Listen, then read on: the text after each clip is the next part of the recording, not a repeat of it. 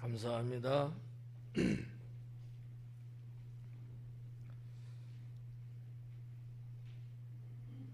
오늘은 누가복음 20장의 세 번째 섹션으로 되어 있는 내용을 갖고 강의하도록 하겠습니다. 첫 번째는 8절까지 권위에 대한 말씀이었죠. 두 번째는 18절까지 충성에 대한 말씀이었고요. 오늘은 뭐에 대한 걸까? 제목에서 책 잡게 하니 이제 그랬거든요. 그래서 이제 세금에 대한 문제를 서기관들과 바리새인들이 끌고 들어왔어요. 거기에 대한 우리 예수님의 명쾌한 해답이 기록된 본문의 말씀을 보게 되었습니다. 여기 어떻게 보면 지혜라고 하는 부분들을 우리가 살펴볼 수 있지 않을까 이렇게 생각됩니다. 제목 자체가 좀 마음에 안 들어요. 그죠? 책 잡는다 그러잖아요. 책 잡는다. 이렇게 생각하는 분은 없죠? 그냥 뭐 넓은 의미로 보면 흉 잡는다, 꼬투리 잡는다, 뭐 조금 뭐 마음에 안 드는 그런 부분들을 뭐라고 할까, 시비 걸려고 험담을 하고 뭐 이런 어떤 부정적인 의미를 갖고 있는 단어로 사용들 하고 있죠. 그러나 이런 것들을 보면서 우리가 우리의 신앙의 삶은 어떻게 해야 될까 라는 부분도 생각해 볼 필요가 다분히 있다고 봐져요. 여러분 살면서 어때요? 혹이나 내가 누군가를 책 잡아본 적 경험들은 있으신지? 있는 것 같아요? 없는 것 같아요? 어떡하냐? 좋은 거 아니라 그랬는데 이런 것들이 이제 우리 삶 속에 지난 날에 있다는 거죠. 그랬을 때 과연 하나님 은혜가 보존될 수 있었을까? 없다는 거죠. 왜냐하면 책 잡는 행태는 사탄의 짓이거든요. 하나님이 좋아하는 게 아니거든요. 이건 사탄의 짓거리예요. 설상 뭐 누가 좀 실수를 했다, 잘못을 했다, 마음에 안 들었다 할지라도 책 잡으려고 하는 것은 이 하나님 나라엔 이건 연결이 안 돼요. 이건 사탄의 영역 속에서 할 수 있는 것들이거든요. 그래서 뭐 지난날에 했다니까 그건 다 여러분들이 그때그때 회개했을 거라고 보고, 앞으로는 어떻게 해야 돼요?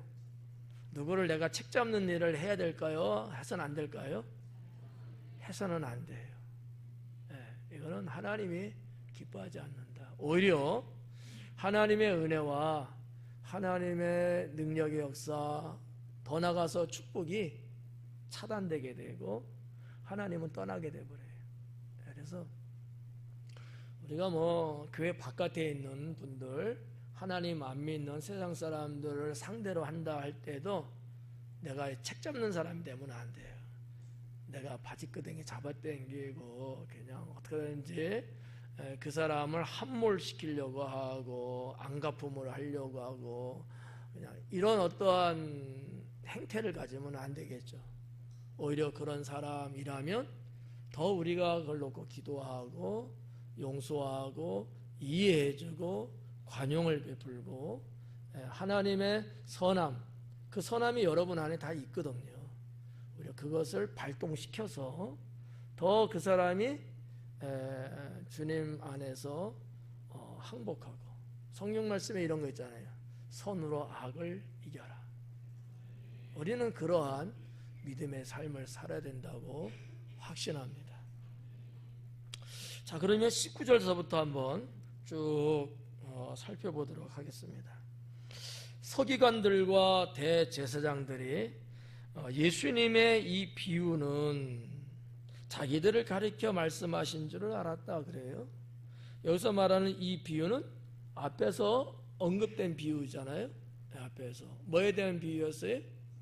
충성에 대한 거였잖아요. 충성에 대한 거. 뭐에 대한 거라고요? 충성에 대한 거. 또 어떤 비유가 있었죠? 그 앞부분은 더 뭐 시간이 지나갔으니까 또 까먹는 건 뭐 당연한 거고, 권위에 대한 비유라 그랬잖아요. 권위. 세례 요한의 이것은 사람한테서는 권위냐, 하나님께서부터 온 거냐? 세례 요한이 복음 전하고 침례를 집행하는 이 행위가 사람한테 받은 권위냐, 하나님께서 받은 권위? 권위에 대한 문제를 언급하면서 예수님이 비유의 말씀을 주신 거거든요. 그 비유의 말씀을 듣고 서기관들과 대제사장들이 우리 들으라고 하는 소리네, 이렇게 생각했다는 거예요. 여기까지 정리되죠? 다시 안 물을게요. 알고 즉시 잡고자 하되 백성을 두려워하더라 그래요. 기분이 되게 나쁜 거야. 그런 말을 비유적으로 딱 들었잖아요. 물론 뭐 간접적으로 이렇게 돌려서 하는 얘기지만, 하여튼 들었을 때 내가 뭐 그걸 인지 못하고 알지 못하고 있었으면 뭐지? 뭐 이러고 넘어가는데, 이 사람들이 똑똑한 사람은 맞거든요. 그러니까 우리 대놓고 하는 소리네? 기분 되게 나쁜 거예요. 그래서 잡으려고 했죠. 예수님을 붙잡고 예수님을 어떻게 얽히려고 했는데 백성을 두려워했다, 이렇게 우리 성경은 기록되어 있습니다. 근데 이제 이 19절의 말씀이 이렇게 봐도 크게 문제는 없는데, 헬라 성경 원문에 보면 요 내용이 조금 바뀌었다라고 하는 거죠. 그 부분을 제가 한번 말씀해 드려도 될까요? 이런 거예요. 그래서 그러나라도 해도 되고 그래서도 되는데 왜 카이라는 단어로 시작하고 있거든요. 그래서 그 시간은 언제죠? 이 비유로 말씀하시는 그 시간이에요. 그러니까 뭐 시간이 많이 지난 다음에 19절이 기록된 내용이 아니고 19절의 내용은 그 앞에 나온 내용하고 시간차가 없는 거예요. 계속 이어진 사건이니까 그 시간에 서기관들과 대제사장들이 그들의 손을 예수님 위에 얹었다, 예수님 위에 두었다, 이런 단어예요. 이거를 지금 우리가 보고 있는 성경에서는 잡는다, 잡고자 한다라는 거로 번역이 된 거예요.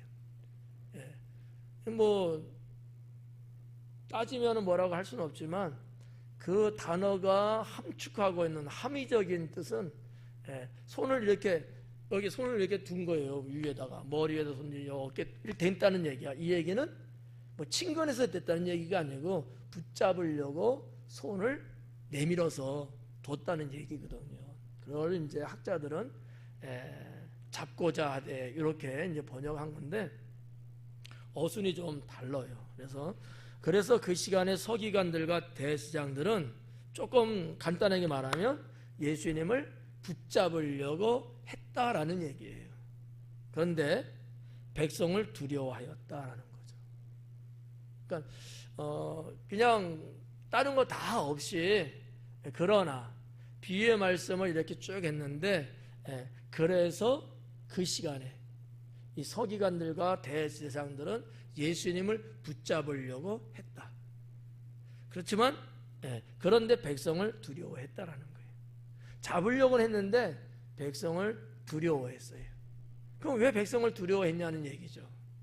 그 이유가 이런 거예요. 그가 그 비유를 그들에게 말하였다는 것을 알고 있기 때문이다 라는 얘기예요. 그래서 여기서 말하는 그들은 누구냐? 백성들이에요. 백성들은 예수님께서 그 비유를 서기관들과 대제사장들에게 하는 비유라는 것을 알고 있었기 때문이다라는 얘기예요. 그러니까 백성들은 똑같이 비유의 말씀 들었는데 이거는 저들을 들으라고 하는 소리라는 것을 알고 있는 거야. 근데 이 백성들이 그렇게 알고 있는 바를 누가 또 알고 있는 거예요? 서기관과 대제사장들도 눈치껏 그걸 안 거야. 그래서 잡을 수가 없었다라는 얘기거든요. 뭐 이런 그 해석학에서 볼 때, 그렇다면 당시에 서기관들과 대제사장들은 우리가 이렇게 볼 때 종교인이잖아요. 그것도 직위가 지도자급에 있는 사람들 아니겠습니까? 그러면 무엇보다도 자, 하나님과 사람을 놓고 볼 때 누구를 좀 더 두려워해야 될까요? 하나님이잖아요. 당시에, 예수님 시대 당시에 이들은 하나님을 두려워하기보다는 사람을 의식 많이 했고 사람을 두려워했다라는 것이 이런 성경, 그냥 보면은 표출이 안 돼 있어요. 나타나지는 않았지만은 이런 것들을 우리가 알 수 있다라는 거죠. 하나님을 더 의식했다면 감히 못했겠죠. 그러나 하나님은 아예 안중에 없고요. 그나마 백성들을 의식은 한 거예요. 앞부분 권위에 나왔잖아요.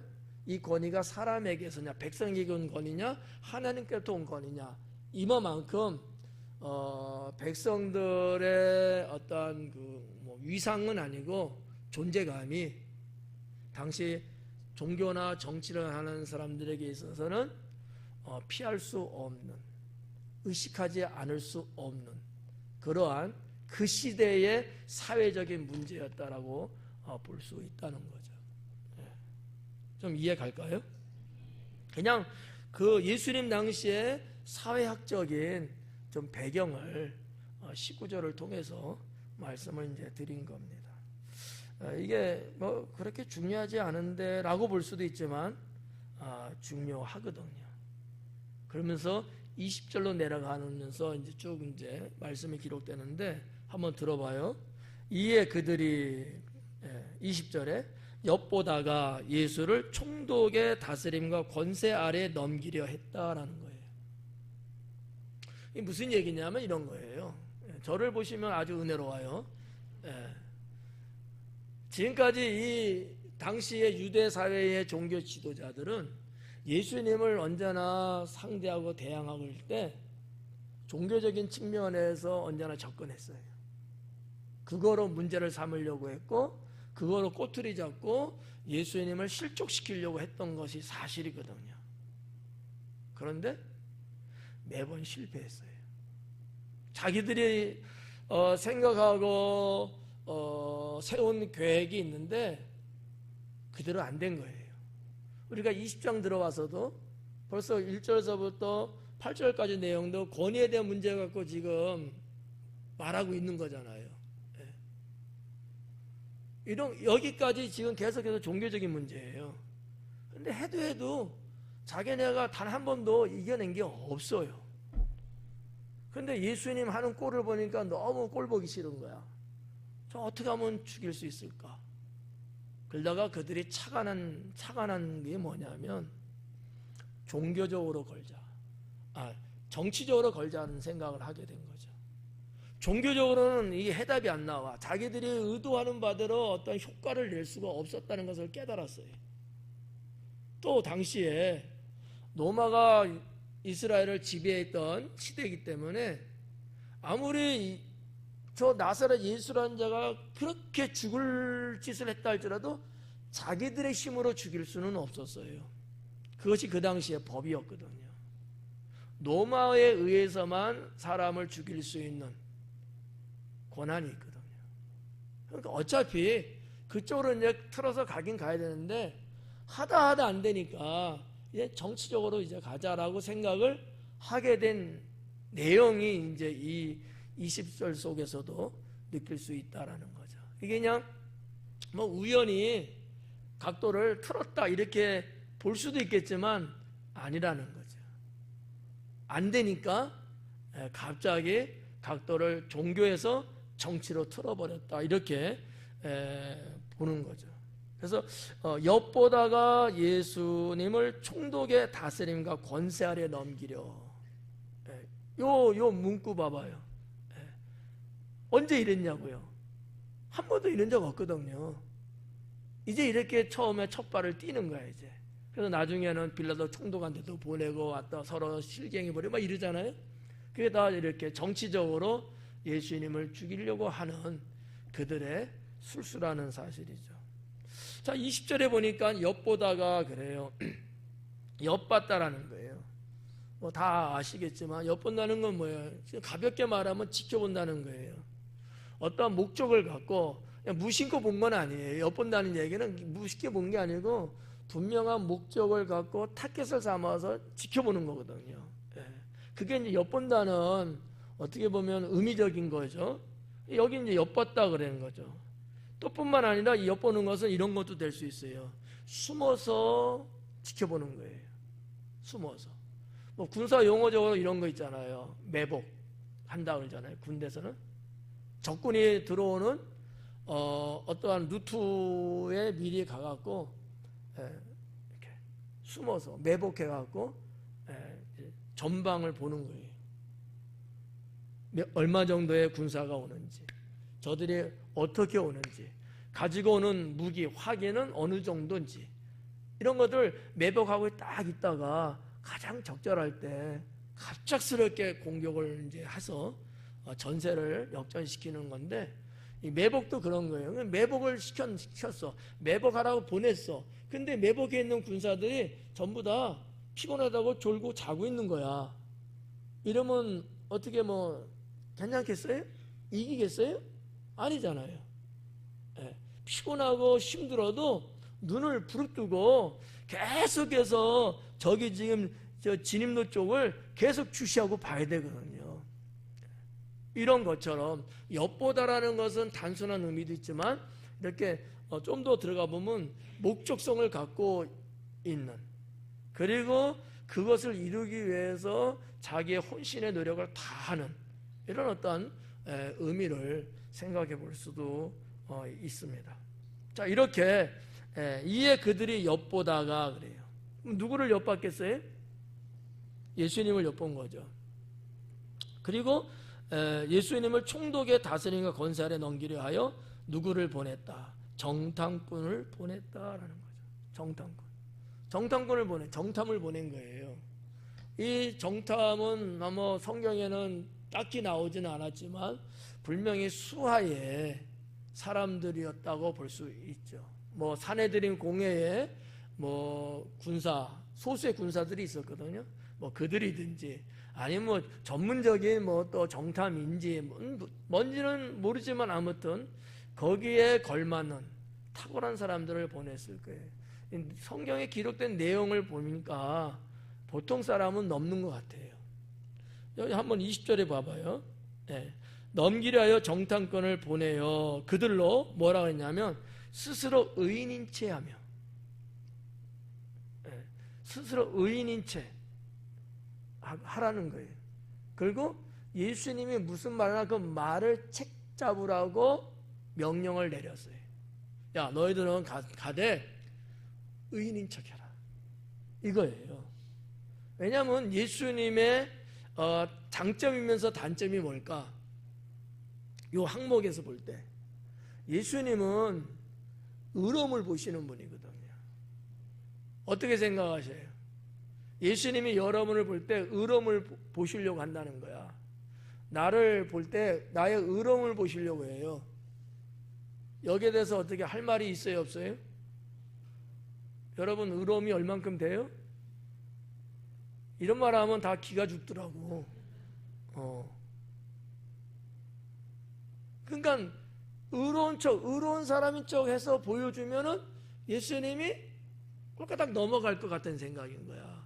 신뢰를 얻고 뭔가 접근성이 용이하고, 그래서 자기들이 의도한 바대로 예수님 막 말하게 해갖고 유도하는 것에 끌려 들어올 거라고 생각을 한 거야. 근데 의로운 게 아닌 사람, 불의한 사람이라면 예수님과 이 접근성이 그렇게 썩 좋지는 않을 거잖아요.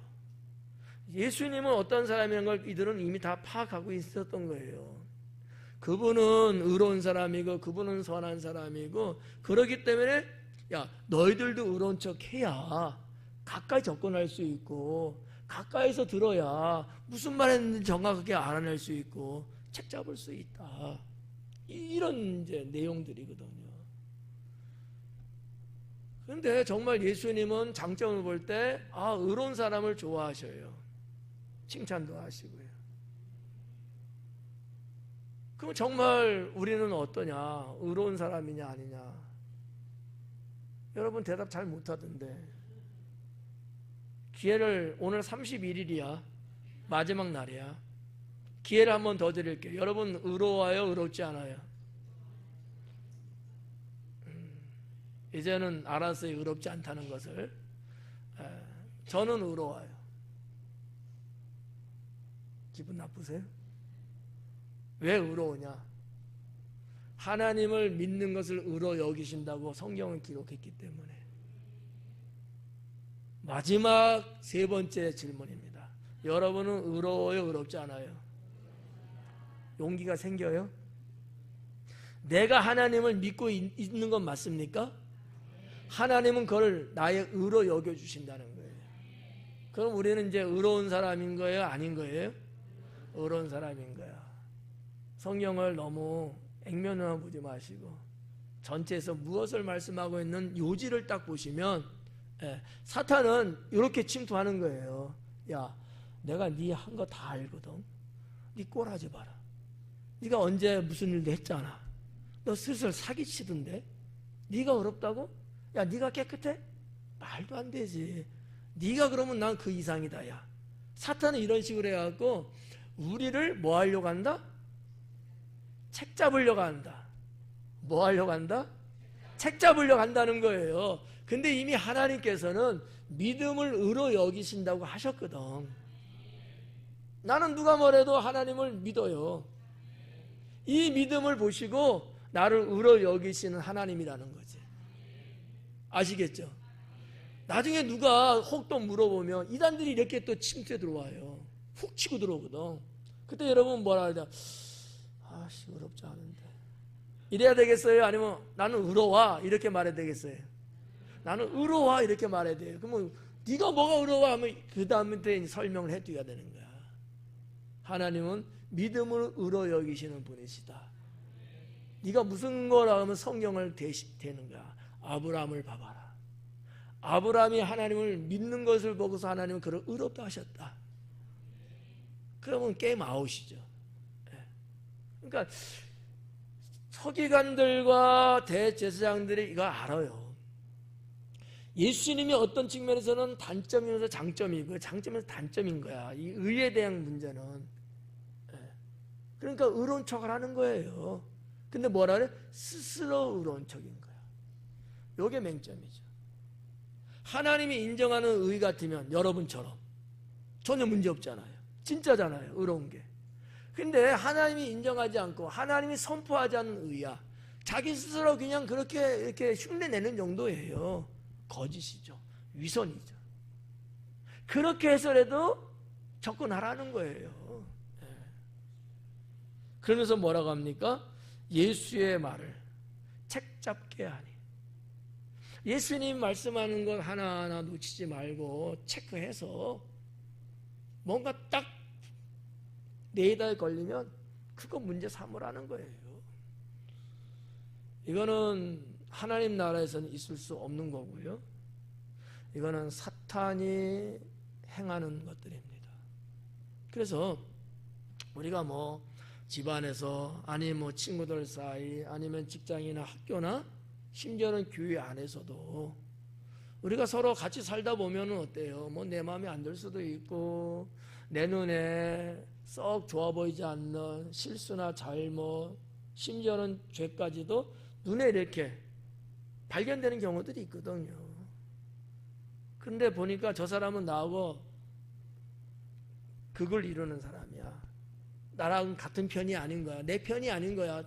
다른 편이야. 근데 그런 게 보여요. 그러면 야, 기회다. 저자를 쓰러뜨릴 수 있는 기회다. 그러면 뭐 하는 거야? 책 잡는 거야. 그때부터. 네. 그렇죠. 대한민국의 국회의원들이 지금 이런 모습을 국민들에게 보여주고 있는 것 아니냐라는 거죠. 누가 되든지 간에 잘한 건 잘한 대로 칭찬해주고, 잘못한 것은 지적하는 건 좋은데 잘못한 것을 회복시키고 잘할 수 있도록 또 권면해주고 또 이렇게 덕담도 해주면 여야를 막론하고 얼마나 여러분 좋은 모습이겠어요. 백성들은 다 칭찬하고 박수를 보내죠. 대한민국은 세계적으로 그 위상이 날로 날로 올라가겠죠. 그런데 연일 보도되는 TV 뉴스를 보면 맨 싸움질만 하고 있는 거야. 무조건 잘못됐다, 무조건 이런 식의, 참 백성들한테 낯뜨거운 그런 모습 아닌가. 그래서 저도 포함되지만 주변의 사람들 이야기를 간혹 이렇게 들으면 뉴스를 보고 싶지 않다, 지긋지긋하다 그러더라고요. 지긋지긋하다. 그래서 덕분에 예능 프로그램만 돈 벌어요. 정말 하루에 한 번 뉴스 볼까 말까 할 정도로 보다가 정치적인 이야기, 패널들 나와서 뭐 말을 할지라도 그럼 저는 돌려버려요. 그냥 신문을 봐도 기사 다 나오거든. 인터넷도 다 나왔어. 굳이 인상 쓰면서 상대방을 혐오하고 지적하고 책 잡으려고 하는 거 은혜가 툭툭 떨어져 그냥.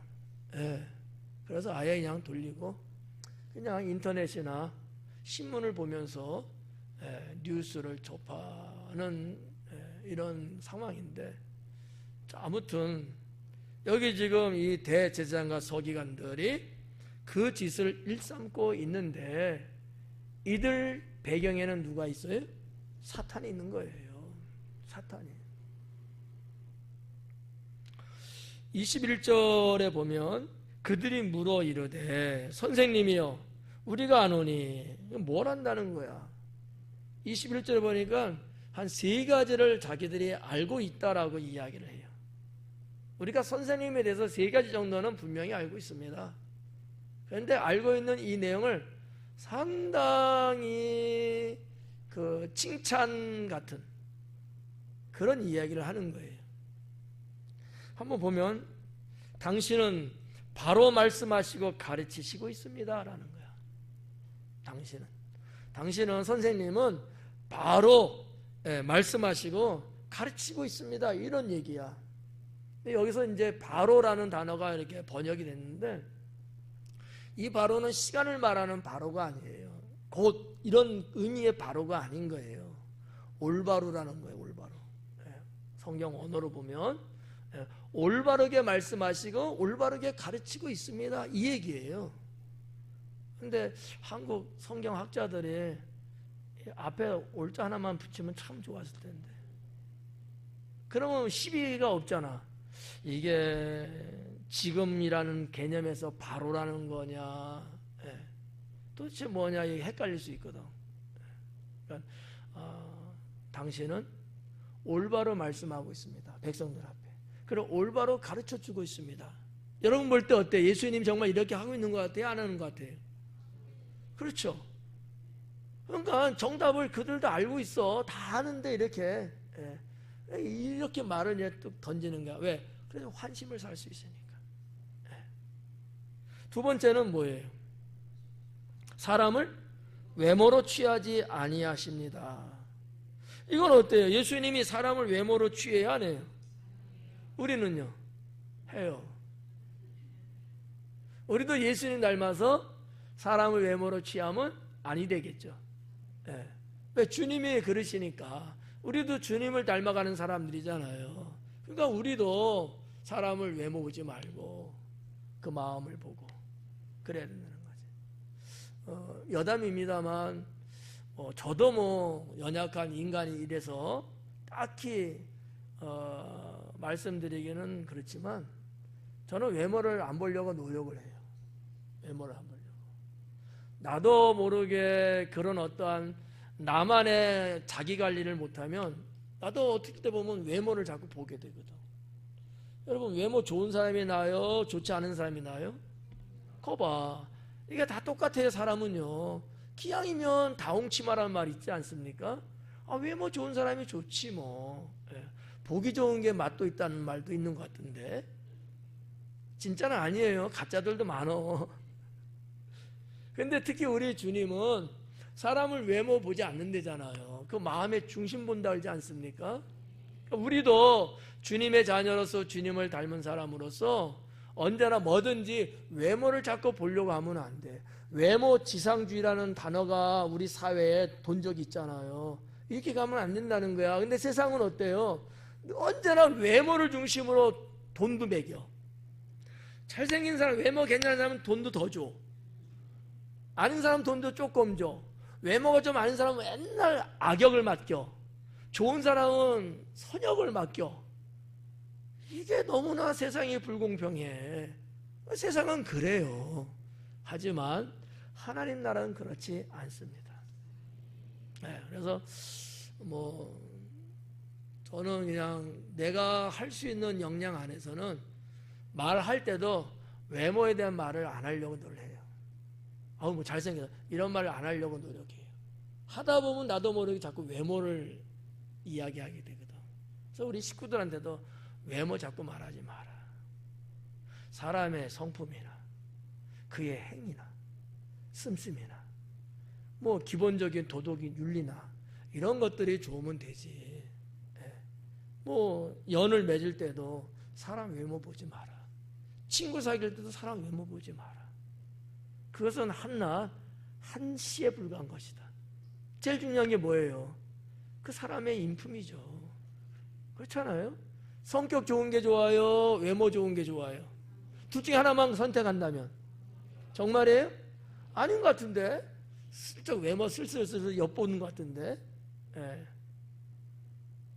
아니라고 우리가 100% 뭐라고 할 수는 없지만 자꾸 우리는 그렇게 자기 자신을 관리해 나가려고 하는. 예. 그래서 사람 좋지. 여러분 아미산에 떨어진 그래서 얼굴이 만시장된 사람일지라도 생김새가 괜찮은 거예요. 사람 좋은 사람이면. 그렇잖아요. 예. 근데 여기 보니까 사람을 외모로 취하지 아니하시고 그래. 그럼 왜 이들이 예수님을 대해서 이야기를 하는데 굳이 그 많은 열거할 수 있는 내용이 얼마나 많겠어요. 그 중에서 딱 3개를 말하는데 외모를 이야기했겠냐고. 한번 맞춰봐. 5,000원짜리 쿠폰 드릴게. 예수님 당시도 사람들이 외모를 너무 봤다는 거죠. 이게 그냥 엉뚱하게 어서 툭 튀어나온 얘기가 아니고 그 시대 사회상이 그런 것을 이 정탐꾼들은요 자연스럽게 꺼낸 거예요. 자연스럽게. 이런 걸 보면서 시대적인 것을 우리가 좀 느낄 수 있는 거지. 선생님은 사람을 외모로 보지 않습니다. 그러면 반대로 이 말을 강조한 이유는 그 반대는 일반 사람들은 외모를 본다는 얘기거든요. 그러니까 선생님은 일반 사람하고 뭔가 다릅니다. 이 얘기잖아요. 그 말이 맞아. 맞아. 그렇다고 우리는 예수님 닮아가는 사람으로서 우리도 사람을 외모로 보지 않는 것이 맞다. 3번째는 뭐예요? 하나님의 도를 가르치시나이다. 자, 이 말은 어때요? 맞아요? 틀려요? 맞죠? 예수님은 이 땅에 오셔서 늘 지금껏 하나님의 도를 가르치셨거든요. 이 도라고 이제 한자적인 거로 번역이 됐는데 길이에요. 하나님의 길을 가르쳤다는 거예요. 도는 한자예요. 길은 한글이고요. 하나님의 길을 가르쳤다는 거야. 천국 가는 길이 뭔지 이런 거 있잖아요. 하나님의 자녀 유대인들은 그들이 생각할 때 선민이고요. 하나님께서 택하신 민족 아니겠습니까? 그런 자들이 살아나가야 될 인생 그 길이 무엇이라는 것을 예수님은 가르쳤다는 얘기예요. 맞아요. 여러분들이 잘 알고 있는 것 중에 하나를 소개한다면 산상수훈 같은 얘기 있죠. 팔복 같은 거. 그게 하나님의 길을 말씀한 거거든요. 그런데 우리가 이제 성경적으로 보면 구약 성경적인 하나님의 길이 있고요. 신약 성경적인 하나님의 길이 있는데 이게 조금 서로가 좀 달라요. 강조점이. 그러니까 구약 성경적으로 보는 하나님의 길은 어떤 거냐면 많이 강조되는 부분들이 이 하나님의 올바른 의로운 삶을 살아가는 쪽에다 초점을 많이 맞췄어요. 그러다 보니까 하나님의 율법이라는 것이 삶의 기준치가 돼갖고 언제나 많이 언급을 할 수밖에 없었던 거죠. 그래서 율법대로 행하면은 하나님 기뻐하고 하나님 나라고, 하나님 율법 주신 율법대로 살지 않으면 반대되는 인생이 되는 거, 이런 쪽으로 많이 강조하면서 유대 백성들은 그렇게 많이 알고 있었거든요. 이게 구약 성경적인 하나님의 길이었다는 거죠. 그러면 신약 성경적으로 하나님의 길은 어떤 부분이 강조점이었느냐? 성도들의 신앙이었습니다. 이게 좀 트러블이 사실이 있어요. 왜냐하면 올바른 삶이라는 거하고 신앙이라는 것이 마치 서로가 다른 이질감 같은 거를 갖게끔 한 거예요. 그래서 우리 성경도 보면 뭐라, 야고보 장로님 같은 경우는 행위를 강조했다고 말하잖아요. 사도 바울 같은 경우는 믿음을 강조했다 하잖아요. 근데 이 두 개가 마치 서로 맞부닥치고 싸움질하는 것처럼 비춰지는 것이 없지 않아 조금 있거든요. 근데 정말 그래요? 아니잖아요. 성경은 이 두 가지를 다 하나님은 말씀하고 계시고, 어떻게 보면 동전의 양면과 같은 거라 이렇게 말하지 않습니까? 예. 그러니까 예수님은 이 땅에 오셔서 하나님의 길을 말씀했다는 걸 가르치고 있다는 거예요. 그러면 예수님이 오셔서 계속해서 유대 백성들의 잘못된 부분을 언급하실 때 강조했던 것들 중에 두 가지로 이렇게 나눠줄 수 있다는 거야. 믿음의 선진들이, 그리고 여호와 하나님께서 우리에게 향하시고 원하신 바가 뭐냐? 우리는 이미 하나님의 백성 된 자들 아니냐? 그러면 자녀답게 우리가 살아야 되지 않겠느냐라는 것이 상당히 예수님도 강조를 했던 거예요. 반면에 하나님 나라는 이 땅에 임하였고 너희는 그 주님을 영접한 자들이기 때문에 성도로서 올바른 신앙을 가져야 된다라는 것도 가르쳤거든요. 이 두 가지 양면을 주님은 다 말씀하고 있다는 거죠. 물론 우리가 지금 보고 있는 이 성경 이 본문 속에는 이런 내용은 없어요. 제가 성경 전체적으로 있는 것을 여러분에게 이렇게 정리해서 지금 말씀드리는 거죠. 무슨 말인지 아시겠죠? 하나님의 길을 가르쳤다. 누가 만약에 물어보면 이제 대답할 수 있겠죠? 뭐라고 하실래요? 알았어요. 3초가 지났으니까. 올바른 하나님 자녀로서의 삶. 올바른 하나님 자녀로서의 삶. 또 하나는 성도로서의 신앙. 이 두 가지. 이것은 뗄 수 없는 그러한 관계 속에 있는 영성들이에요. 어느 한쪽만 치우치면 안 됩니다. 지금 우리 교회도 추구하는 게 그거잖아요. 이 두 가지다. 신앙과 삶. 신앙과 삶. 어느 한쪽으로 치우치면 안 된다. 자, 이런 것들을 한번 볼 수 있고요. 그래서 21절에 이 정탐들이 예수님께 대해서 그렇게 들으라고 세 가지를 언급했습니다.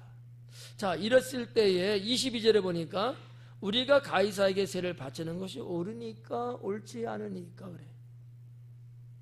아니 21절에는 지금 그들이 뭐라고 예수님에 대해서 평가를 하면서 상당히 치켜 올려 세워주고 막 이렇게 쫙 나가잖아요. 그러다가 20일에 와서 20일 갑자기 돌변하듯이 가이사에게 세를 바치는 게 옳습니까? 옳지 않습니까? 이렇게 딱 물어보는 거야. 그런데 이게 그들에게 본질이에요. 이거 하고 싶은 건데 그러기 전에 밑밥을 깐 거야. 이 말을 해서 책 잡으려고 한 거거든요. 그러기 전에 분위기를 싹 지네가 빈대떡 빚듯이 싹 이렇게 한 거예요. 가증하게 말이죠. 근데 이것을 예수님이 모를 리 없죠. 네. 한번 봐봐요. 우리가 가이사에게 세를 바치는 것이 옳으니까. 자, 세라는 단어가 번역됐어요. 이 세는 세금을 말하는 거예요. 네. 우리가 가이사에게 세금 바치는 게 옳은 겁니까? 옳지 않은 겁니까? 이렇게 이제 물은 거란 말이지. 예수님 당시에 유대 백성들 속국들이 본국에다가 세를 바치는 것이 법령화돼 있어요. 그러면 유대인들은 얼마를 바쳤느냐? 1데나리온을 바쳤어요. 인두세거든요. 인두세. 요즘 뭐 시대는 뭐 인두세라는 말은 쓰진 않지만 역사 속에 있는 거예요. 한 사람당 바치는 세금이에요. 그게 인두세거든. 사람의 머릿수를 센 거야. 하나, 둘, 셋, 넷. 그러면 1데나리온, 2데나리온, 3데나리온 이런 식으로 인두세예요. 한자적인 거죠. 그래서 1데나리온을 바친 거야.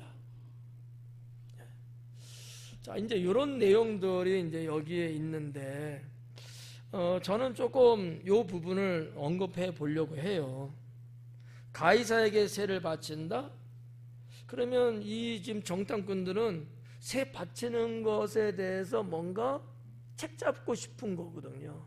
그럼 우리가 다시 한번 그 당시에 사회적으로 유대 백성들이 느끼고 있는 인두세는 어떠했을까라는 거죠. 당연히 바쳤어요. 그런데 유대 백성들 세계 속에서는 이거 바친 놈은 이거는 반역자, 매국노야. 이렇게 낙인을 찍을 만큼 상당한 거부감이 있었습니다. 왜냐하면 그들은 뭐 누가 뭐라고 해도 여호와 하나님만을 믿는다고 하는 그런 사람들이잖아요. 우리가 노마한테 사람한테 세 바칠 이유가 전혀 없다. 우리는 오직 하나님 말씀 율법대로 하나님께 바치는 거다. 이게 강렬했어요. 또 안 바치면 현행법적으로 걸리니까 하긴 하는데 곱게 보지 않았다는 거지. 근데 여기에 대해서 예수님이 흔쾌히 나가면 책 잡히는 거예요. 조금 도움이 될까요? 이해하는데? 네. 그래서 이제 사실은 이 세금을 세금 자체를 부정하는 문제로 저는 보고 싶지 않은 거예요, 사실은. 그것보다는 노마 정부에 대한, 노마라는 하나의 제국이, 노마라는 국가가 우리나라를 지배했다?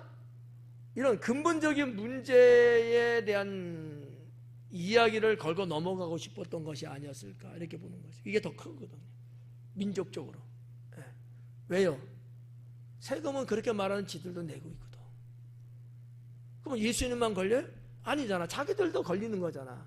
그러니까 그런 단순한 돈 몇 푼이라고 하는 그 문제가 아니고, 우리가 노마라는 것에 지배를 받고 있는데 우리가 속국으로서 우리가 거기에 복종하고 이렇게 가야 되고 그들의 말대로 이래 되느냐? 이런 본질적인 문제를 거론하고 있는 것이 아닐까, 이렇게 이제 저는 하고 있어요. 그래서 노마하고의 지배관계, 이런 걸 당신은 어떻게 보고 있습니까? 이런 거거든요. 이게 트러블 생기고 이게 싫어서 그 당시에도 유대 백성들의 계파 중에는 SNF파가 있었어요. 우리나라로 말하면 독립운동가들이에요. 유럽으로 보면 레지스탕트 애들이거든요. 자기 자국이 지금 속국으로 있기 때문에 해방 전선을 펴갖고 독립하고 싶은 운동하는 사람들이 SNF파들이에요. 이들은 돈 몇 푼 세금의 문제를 말하지 않아요. 로마와 우리의 이 지배관계, 우리나라도 일제 36년 동안 관계가 그런 거 아니겠어요? 이런 것들을 이 대목에서는 우리가 한 번쯤 생각해 볼 필요는 있는 것 같아서 말씀을 드리는 거예요. 신약 성경의 말씀들, 예수님 당시의 사복음서적인 것들을 좀 더 명확하고 정확하게 알고 이해하고 그것을 내 신앙으로 승화시키려면 이러한 배경적인 것들을 알면 훨씬 좋습니다. 그래서 여기 보니까 이런 단어를 썼어요. 옳으니까 옳지 않으니까. 이 옳으니까라고 번역된 이 단어가 엑세스틴이라는 단어거든요. 엑세스틴. 이거는 무슨 얘기냐면 가합니까 가하지 않습니까? 가하냐 이거야. 옳고 그름의 차이가 아니고 해도 되냐 안 되냐라는 얘기거든요. 의미가 다르죠. 옳지 않아도 하는 경우 있고 옳아도 안 하는 경우 있잖아요. 그러니까 이것은 근본적으로 이거 해도 됩니까? 묻는 거예요. 해서는 안 됩니까? 해도 된다면 종교적으로 걸려 책잡혀. 하면 안 된다면 정치적으로 책잡혀. 이런 상황에 지금 있는 거예요. 물론 예수님은 이제 의문현답을 하시는 거지. 질문 자체는 미련한데 우리 주님의 답변은 상당히 현명하게 하시는 내용이 이제 거기 나오는 부분들인데, 자 어쨌든 간에 이 엑세스틴이라는 단어를 썼다는 거예요. 예수님께서. 아니 그들이 여기에 대해서 이제 반론을 제기하시게 될 텐데, 이 허용의 문제가 아니고 이 아까도 말씀드린 하나님 율법적인 관계예요. 하나님이 우리 백성에게 주신 율법이 있는데 그 율법에서 그런 말씀들을 하고 있는 거냐? 아니지 않느냐? 만약에 그러지 않는데 우리가 하고 있다? 그거는 하나님 율법에, 선생님은 하나님 율법에 위배된 일을 하고 있습니다, 이렇게 책 잡을 수 있는 거야. 이건 엄청나게 큰 문제가 되겠죠. 그러면 종교적인 문제 갖고 하다가 해서 안 됐는데 정치로 왔는데, 이렇게 되면 다시 종교적인 것까지도 싸잡아서 갈 수 있어요. 그러면 당시에 헤로드 왕 그리고 빌라도 양쪽으로부터 공격을 받으면서 예수님의 사형은 현실적으로 가능하게 되는 사건이 되는 거죠. 우리가 이제 여기 이제 22절에서 이제 그런 걸 좀 보면 좋다고 보고요. 참고 사항을 하나 좀 드리면, 예수님 당시에 유대인들 세계입니다. 무슨 파 말고 이데올로기적인 어떠한 그 세력 집단들이 존재했었거든요. 하나는 종교적인 집단, 하나는 정치적인 집단. 이 두 집단이 언제나 대립을 했어요. 그러니까 아주 힘들죠, 백성들은. 그리고 당시에 이 지도자급에 있는 사람들은 이 눈치 보고 저 눈치 봤다는 거지. 그래서 아주 애매모호하고 예수님께서도 지적하시고 때로는 책망했던 것들이 외식하는 문제였거든요. 아닌데 긴 것처럼 막 이렇게 하고, 긴데 아닌 것처럼 막 하고. 근데 어떻게 보면 그들의 세계에 들어가서 보면 그들도 그럴 수밖에 없었던 시대적 상황. 이렇게 하면은 정치에 걸리고, 이렇게 하면 종교에 걸리고, 양쪽에서 물고 뜯는 거예요 지금. 이게 예수님 시대, 2000년 전 그 시대에 크게 유대 사회는 정치 집단, 종교 집단, 이게 득세를 하고 있었다는 거죠. 23절에 보니까 예수님께서 그 간계를 아시고 이러시되, 그래요. 간계를, 사실 우리가 잘 쓰지 않는 단어죠. 간계라는 단어. 간계라는 것을 국어사전적으로 좀 말한다고 하면, 아니 보편적인 말로 말하면 무슨 뜻이냐면 교활하다는 거예요. 저들의 교활함을 아시고. 이 원어적인 거를 사자성어로 말하면 표리부동이라는 단어거든요. 음흉하게 속과 겉이 다르다는 뜻이잖아요. 표리부동이라는 거. 속과 겉이 달라. 이거를 예수님께서는 사역하시면서 그러한 종교 지도자들에게 뭐라고 지적하고 야단쳤냐? 외식하는 자들. 똑같은 단어예요, 원어적으로. 외식하는 자들인 거예요. 예수님은 그 서기관들과 대제사장들을 어떻게 본 거예요? 교활한 자들로 본 거야. 표리부동한, 겉과 속이 다른 사람으로 본 거예요. 음흉하다는 거죠. 그거를 보시고 24절에 데나리온 하나를 내게 보이라. 누구의 형상과 글이 여기 있느냐는 거죠. 자, 유대 시대 때 예수님 당시 2000년 전에 유대 사회의 화폐, 통용되는 화폐가 세 가지예요.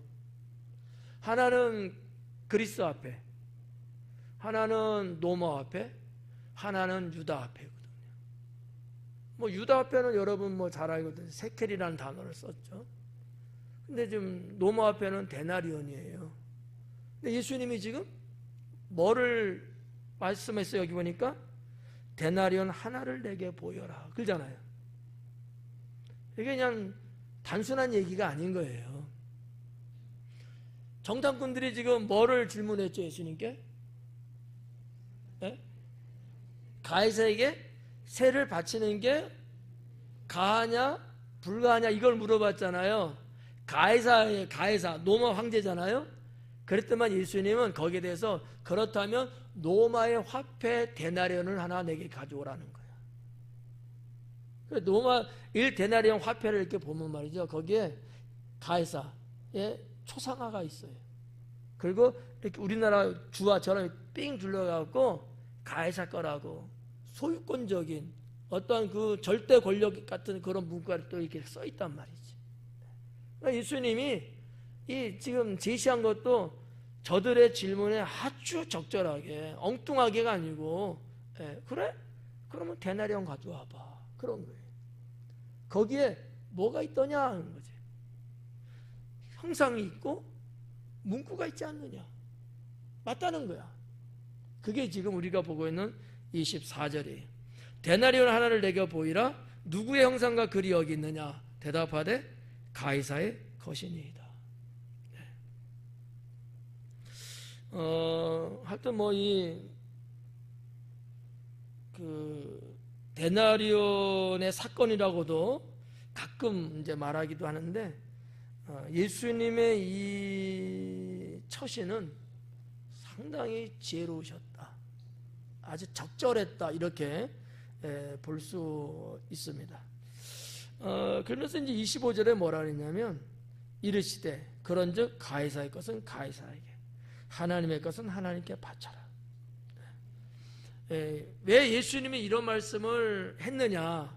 물론 제가 말씀드리는 것이 안 맞을 수도 있고 너무 얕은 수준의 저의 표현이기는 하겠습니다만은, 유대인들은 그 당시에 이미 데나리온을 인두스 세금으로 가이사에게 바치고 있었거든. 자기네들도 바치고 있으면서 예수님 보고 바치는 게 옳은 거냐 그런 거냐 이 질문을 한 거예요. 이게 조금 분간이 갈까요? 자기들이 지금 그 바치고 있어. 그러면 딴 사람이 바치는 것에 대해서 왈가왈부할 필요가 있어요, 없어요? 없잖아요. 그런데 굳이 예수님한테 이것을 책잡으려고 지금 묻고 있다는 얘기예요. 여기에 적절하게 예수님은 대응을 하신 거지. 세케를 가져와 이러지 않았다는 얘기예요. 데나리온을 갖고 와라. 거기에 있는 형상과 글은 과연 누구냐? 가이사입니다. 그래, 가이사 것은 가이사에 바치고, 그러나 너희가 하나님의 백성이 하나님과 하나님께 바쳐라. 이게 당시 서기관과 대제사장들의 심장을 확 찌르는 내용이었어요. 왜? 그들은 하나님과 안 바치고 떼먹고 있었거든. 어떻게 생각하세요? 괜히 말했다. 엄청난 전곡을 찔림 당한 거야. 말 안 했으면 그렇게 속상할 일 없을 텐데 굳이 새가 가냐하냐 해갖고, 그래 가이사가 가이사 바쳐. 그런데 말이지, 너희들 하나님 백성이잖아. 너희 하나님 거 안 지었잖아. 이거를 암시적으로 지금 쿡 찔른 거예요. 그러니까 그들이 마지막 20년에도 할 말을 잃어버린 거야. 침묵하였다 하잖아. 말할 건지 없어요. 어떻게 창피해서 말을 해. 그래도 조금 요만큼 양심은 있다면 말이지. 그렇지 않아요? 내가 그러지 않으면서 할 거 다 하면서 했으면은 말해서 틀렸어도 좀 떳떳할 텐데, 다른 사람 모르겠지? 나만 알고 있는 거겠지? 하고 막 터뜨렸는데 내 속을 들여다보고 있는 거야. 얼마나 여러분 낯뜨겁고 창피하겠어요. 저는 이 말씀을 그렇게까지 본다는 거죠. 당시에 서기관과 대제사장, 종교 지도자들이 오히려 하나님 것을 떼어먹고 하나님께 드리기를 미적이고 거부하고 이 핑계 저 핑계 대면서 하나님의 율법을 지키지 않으면서 오히려 백성들에게는 그것을 제시하면서 지키라고 강조만 했단 말이죠. 이걸 누가 알고 있는 거죠? 예수님이 알고 계신 거예요. 그렇다면 오늘 우리들은 어떠냐라는 거죠. 우리도 하나님 앞에나 사람 앞에 할도리를 제대로 잘 하면서 살아야 된다라는 거지. 예, 그렇잖아요. 나도 못하면서 내가 감히 누구한테 뭐라고 말을 하겠느냐. 양심적으로 그렇다는 거, 양심적으로. 그래서 뭐 집안에서도 자녀들한테라든지 학교 선생님이 학생들한테라든지 기업의 간부나 아니 CEO들이 직원들한테 말할 때는 뭔가 본이 되고 떳떳했을 때 할 수 있는 거. 교회적으로는 어때요? 목회자들이 하나님 말씀에 올바르게 살면서 떳떳하게 해야 성도들한테도 바른 진리를 제시하고 그렇게 살자고 말할 수 있지 않겠어요? 네. 이런 거 우리가 성경을 통해서 배워야 된다는 거죠. 아, 그래. 내가 지난날까지는 조금 부족했는데, 그래, 내가 좀 더 잘해야 되겠다. 이런 어떠한 깨달음을 얻는다면, 오늘 이 저녁에 나오신 여러분의 발걸음은 결코 헛된 것은 아니죠. 그래서 이제 25절에 그런 내용들, 하나님의 것을 하나님께 받고, 26절 마지막에 그들이 백성 앞에서 그의 말을 능히 책잡지 못했다라는 거죠. 능히 책잡지 못해서 과감하게, 당연하게, 자신 있게 책잡지 못했던 거예요. 실패한 거죠. 그리고 예수님의 대답을 놀랍게 여겨 침묵하니라. 할 말을 잃어버린 거예요. 말이 없지 뭐. 좀 전에도 말했지만 약간의 양심이라도 있었으면 뜨끔한 거지. 예수님의 이 답변은 현답이었다. 아주 지혜로운 답변을 하신 건데, 자, 이러한 모든 광경을 옆에서 다 지켜보고 있던 백성들, 그들이 받는 충격, 좋은 충격은 어마어마하게 컸다라는 거죠. 이런 것들이 하나하나 몽글몽글 만들어지면서 예수님이 예루살렘 성을 입성하는 사건을 맞이할 때 호산나 찬송하리로다라는 외침을 만들 수 있었던 계기가 되지 않았겠는가 라고 저는 믿습니다. 기도하겠습니다.